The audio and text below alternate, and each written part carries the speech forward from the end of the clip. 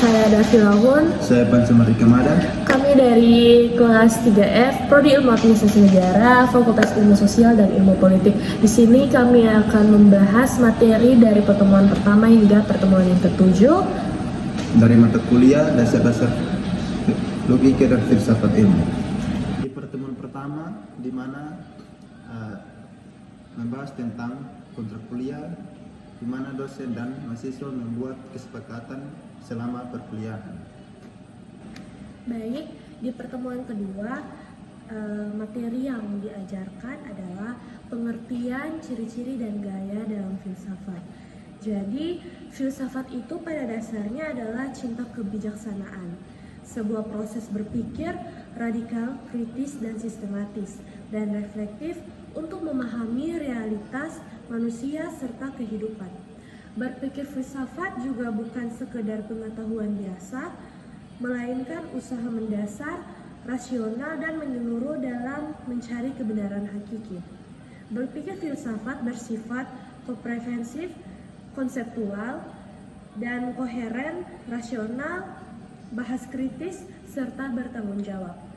Filsafat juga hadir dalam berbagai pendekatan seperti spekulatif, yaitu berani menduga, reflektif, merenung mendalam, dan kritis, tidak gampang percaya, dan juga sistematis, tuntut, dan teratur. Yang terakhir, humanitis, yaitu berfokus pada manusia. Untuk pertemuan yang ketiga, di sini membahas tentang aspek sejarah, pencarian kebenaran manusia dan ilmu pengetahuan, filsafat alam dan mitos, di mana pergeseran dari mitos ke logos. Sejarah pencarian kebenaran manusia dapat dilihat sebagai sebuah perjalanan dari penjelasan yang bersifat mitosentris menuju penjelasan yang bersifat rasional. Perkembangan menuju ilmu pengetahuan, di mana filsuf-filsuf seperti Socrates, Plato, dan Aristoteles mengembangkan metode berpikir yang lebih terstruktur dan menyeluruh. Aristoteles khususnya memberikan landasan berbagai ilmu pengetahuan dengan menyusun pengetahuan secara sistematis, misalnya dalam berlogika. Selanjutnya pertemuan keempat, yaitu dengan materi relasi antara filsafat, sains, dan agama. Filsafat, sains, dan agama adalah tiga cara pandang untuk mencari kebenaran, bukan untuk dipertentangkan, melainkan untuk saling melengkapi. Dalam dunia modern, kita perlu dialog dan integrasi untuk menjawab tantangan etis, sosial, dan juga lingkungan.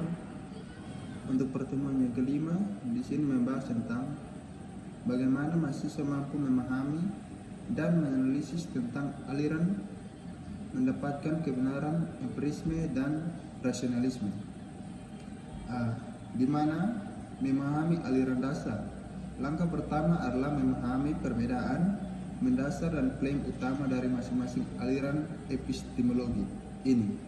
Yang pertama, rasionalisme.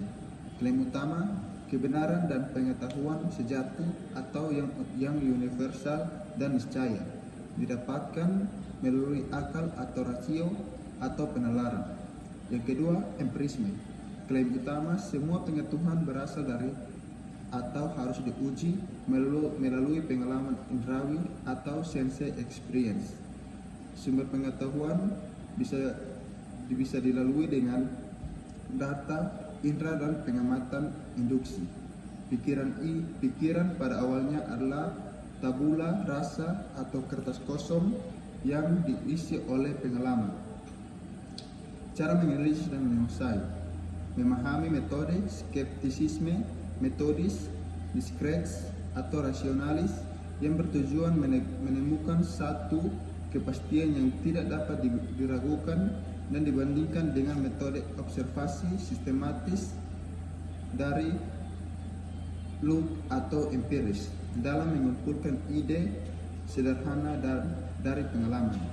Dengan memahami inti argumen, menganalisis bagaimana setiap aliran membentuk metodologi dalam sains dan mengkritisi titik lemah mereka, mahasiswa akan mampu menganalisis secara komprehensif peran rasionalisme dan empirisme dalam mendapatkan kebenaran.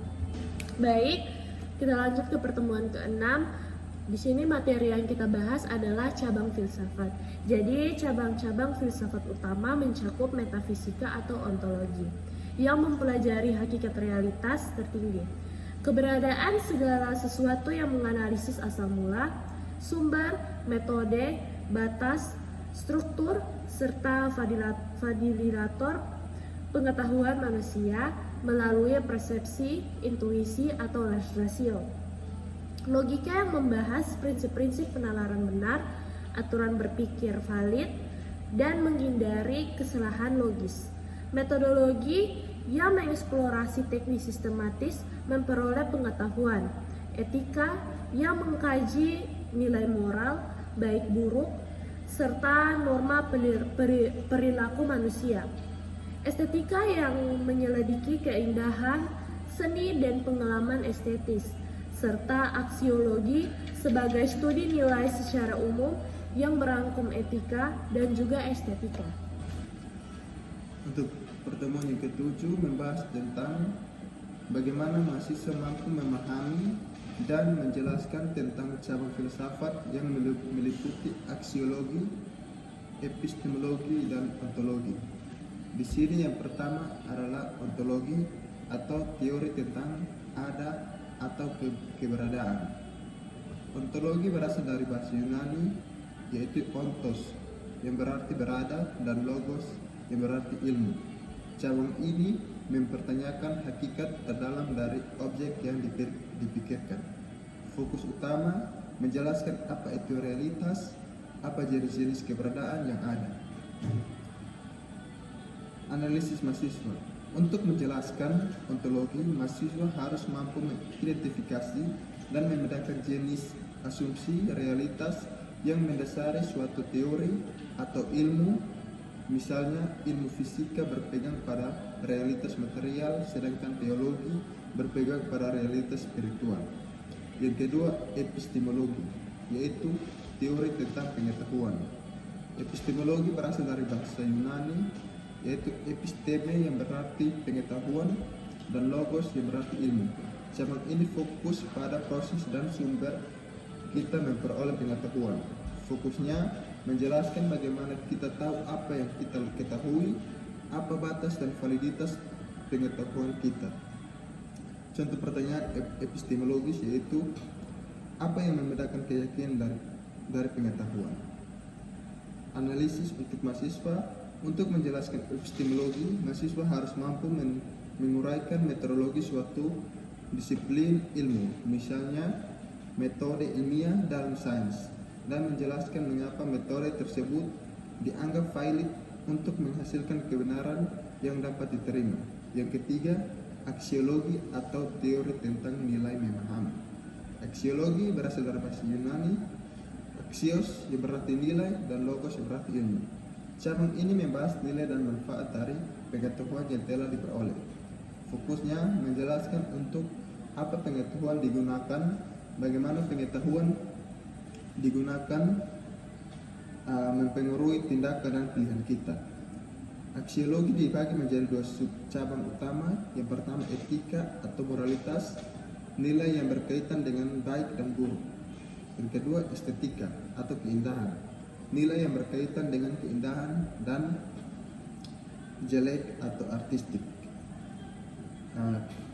Analisis untuk mahasiswa. Untuk menjelaskan aksiologi, mahasiswa harus mampu mengkritisi implikasi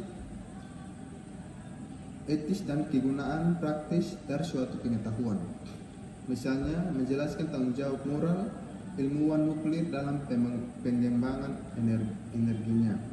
Dengan menggunakan kerangka 3 pertanyaan ini pada setiap subjek, mahasiswa akan mampu memahami konsep dasar filsafat dan menjelaskan secara terstruktur dan komprehensif. Demikian hasil pembahasan kita dalam video ini. Sekian dan terima kasih. Mohon maaf jika ada kesalahan kata pada saat kami memberitakan pembahasan. Kami mohon maaf.